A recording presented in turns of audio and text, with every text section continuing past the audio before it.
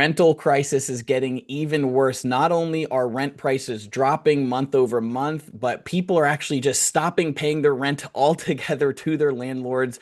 And this is a new phenomenon. And we're going to dig into the data and figure out what this means for the economy. What does this mean for real estate? What does this mean for investors moving forward? Because a lot of their models are based on what they can charge people for rent, and they're getting really hurt. And, renters are probably applauding this, but investors are just freaking out at this point. So here's the report that comes from Chandon Research, which shows that late rental payments from all property types have jumped from 8.5 to 11.7%, 3.2% since 2024.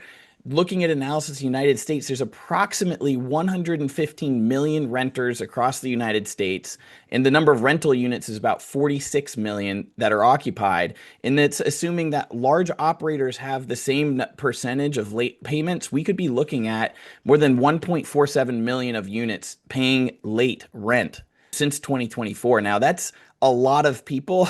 And the fact that it's getting worse is really interesting because people stop paying their cars, they stop paying their credit cards, but the last thing they usually stop paying for is their rent or their shelter payments. And now we're actually seeing that distress show up very quickly within a short period of time. So it's going to be really tough watching the market moving forward because, vacancies are actually increasing as well. So let's dig into why this is all happening. Here's an inverse chart from Chandon Economics that shows, the same thing just kind of inverted. Independent operating landlords on time payments is falling. Okay. So people are paying late on their payments or not paying rent at all. Where is this pain being located? It's mostly in the Southeast. You can see, Georgia, Mississippi, Tennessee, and Florida actually has a ton of late payments as well.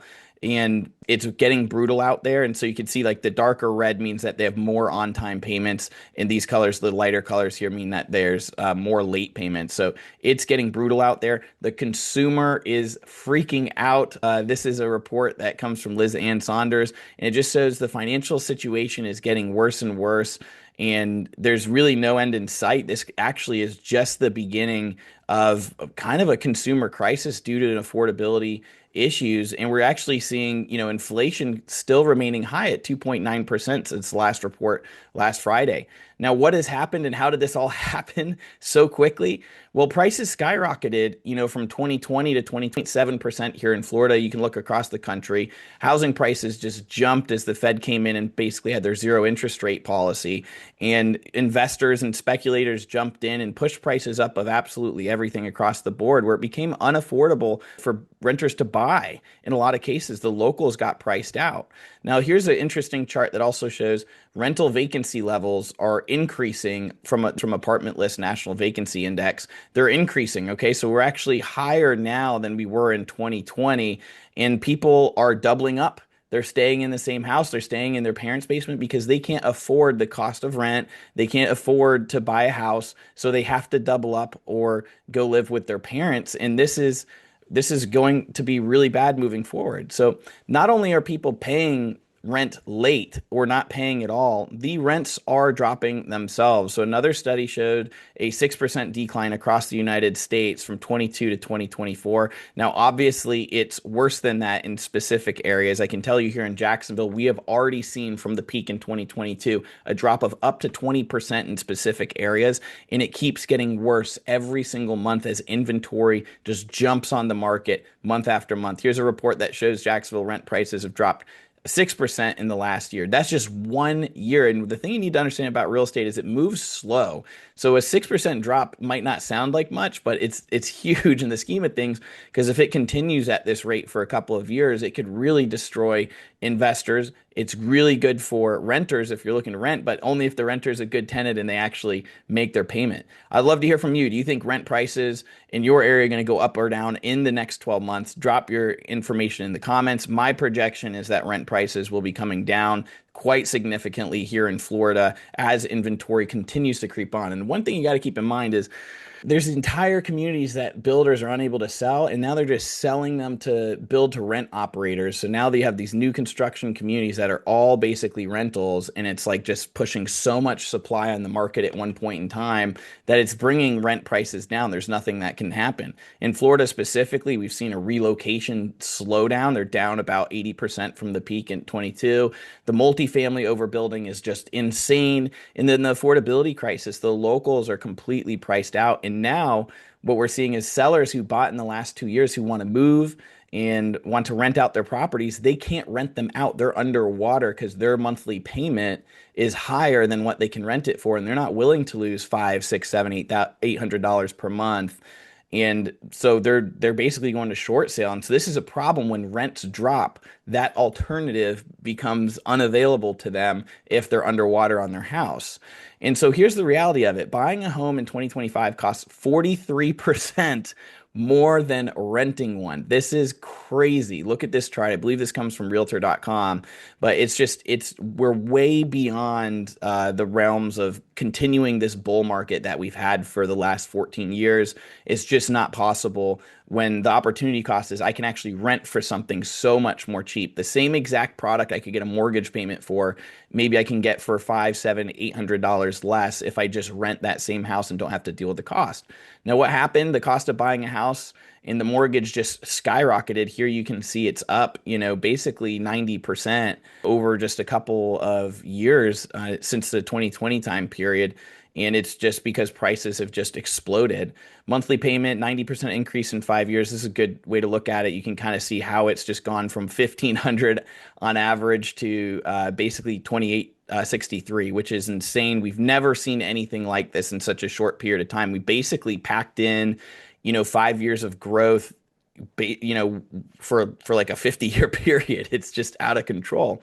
Now, here's the rule of 28. This basically shows that we need 841 dollar drop in payment to match the 28% rule. The 28% rule is the amount of money that should be going to your shelter costs as a percentage of your income that you have. And so you could see that there's a huge disconnect here between the two. And so, when I do my models of investment properties, it looks like to me for investors to jump back into this market, for them to make sense to even buy a rental, prices would need to come down a minimum of 31 in a possible 42% from the peak in October 2022. Now we are already down about 10% here in Jacksonville. So we're in a technical correction. A crash would be 30% from the peak, which I expect to happen here locally within the next 48 months, right? Because real estate does not transact right away. It takes time for that to happen. But a lot of that distress is going to happen from these investors who are speculators, who are now stuck holding these properties that are outdated.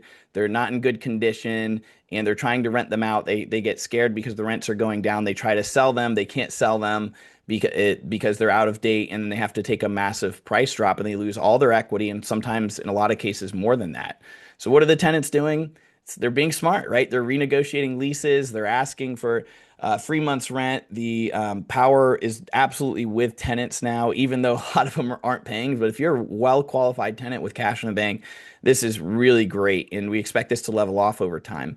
But this rent crash is basically what's causing, in part, in addition to mortgage rates going up, the reason why investor purchases are down 62.8% from the peak. I mean, if you expect rents to drop, how can you pay today's prices? It's just crazy. I mean, you could look at the investor purchases of Q2 2021. This comes from Redfin versus investor purchases of Q1 2025. I mean, investors just are not able to purchase anymore. The idea that rents will continue moving up and prices will continue up, that story is no longer available here in Florida in general, and especially not here in Jacksonville. You can see also Atlanta, Georgia is having the same issue, Phoenix, Charlotte, Nashville. The areas that benefited the most from the 2022 ZIRP policy from the Fed are the areas that are and had the most speculation, are the areas that are now getting hit the hardest.